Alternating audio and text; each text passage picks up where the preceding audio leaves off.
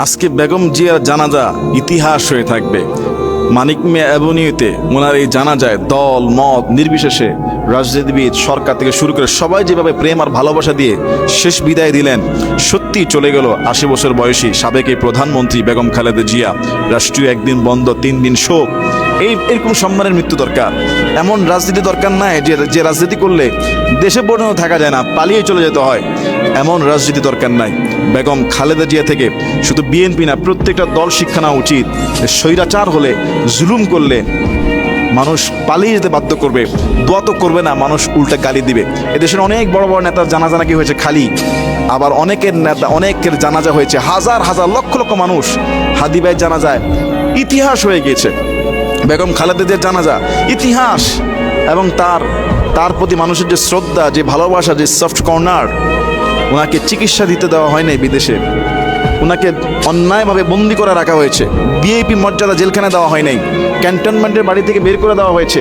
আইনমন্ত্রী আনিসুল শেখ বলেছে যে বিগত সরকার তাকে খাবারের মধ্যে বিষ প্রয়োগ করে আস্তে আস্তে তাকে মৃত্যুর মুখে ঠেলে দিয়েছে। এরকম নোংরা রাজনীতি বাংলাদেশে হয়।